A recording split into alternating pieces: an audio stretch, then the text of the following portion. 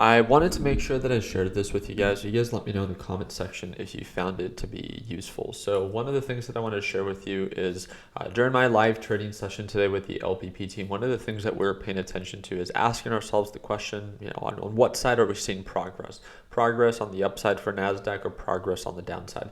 It took some time, but finally after getting rejected at the same resistance that QQQ had before, right around 323. We finally broke below. Again, this is on the 5-minute time frame, the EMA and the moving average, and actually began to make lower lows and lower highs. Now, this was a little run. It played out well, right?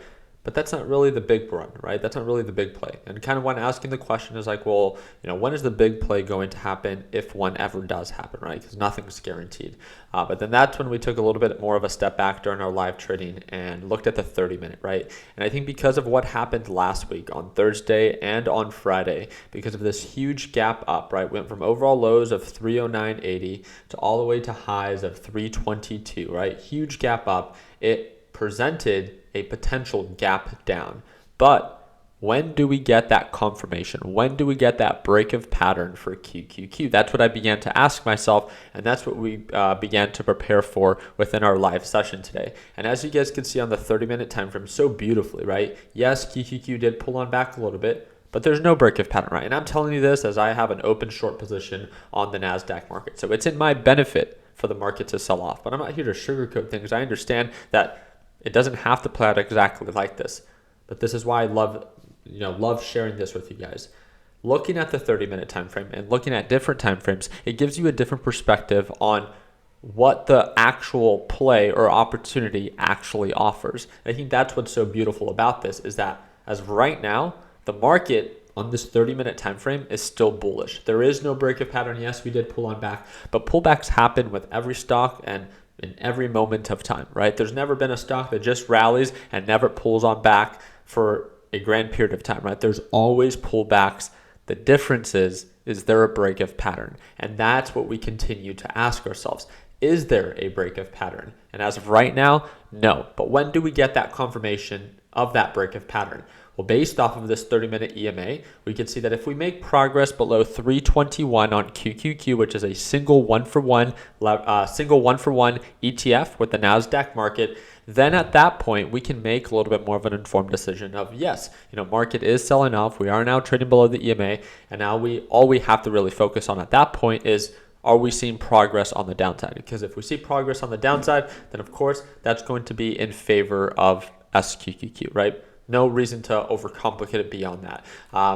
When talking about specific news of what's going on so far this week, one of the articles that I wanted to share with you guys is what's going on with First Republic Bank, right? A lot of you guys have been hearing the news that First Republic is going to fail. Well, JPMorgan, and you guys can feel free to share your thoughts down in the comment section. I just found this to be pretty informative. Whatever remaining equity was available, JPMorgan pretty much acquired it, right?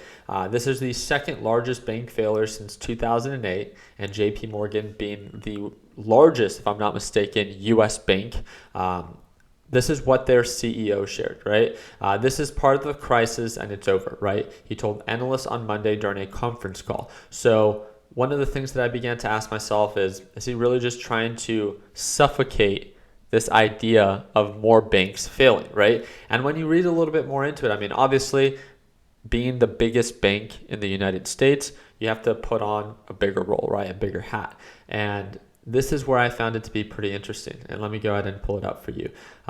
One of the things that he stated is that this pretty much takes away any uncertainty of what's going on with the banking system.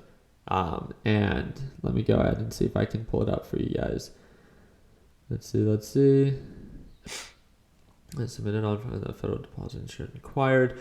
So it says regulators first sold the bank to JPMorgan, the largest bank failure since 2008 financial crisis. JPMorgan's Chase CEO Jamie Dimon said that the seizure of First Republic Bank puts to rest panic for the banking system. So again, you guys can feel free to share your thoughts down in the comment section.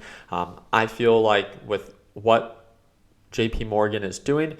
I understand their position, right? Their position is they are the largest bank in the United States, or one of, and rightfully so. They don't want more panic to be instilled in the market and more uncertainty. So for them to take ownership or control of First Republic Bank, it's kind of like a big brother, right? Like, okay, we'll take care of this. Let's forget about it, right? Pretty much putting every other uncertainty supposedly to rest. But now what if this continues to happen, right? We all know that the Federal Reserve is going to be hosting their FOMC meeting on Wednesday at 2 p.m. Eastern time. And the Federal Reserve is going to have to determine, right? Are we going to continue to raise rates, which can put more banks in hot water, right? Making it less profitable for them to run their actual business and really slowing down the economy? Or do they begin to pivot? Do they begin to slow down in the way that they're raising rates? Or do they begin to actually pivot and begin to cut rates? Again, no one knows. We're not here to predict the future. We're here to prepare for it. I just wanted to share with you guys what I'm seeing here on NASDAQ on the technical side,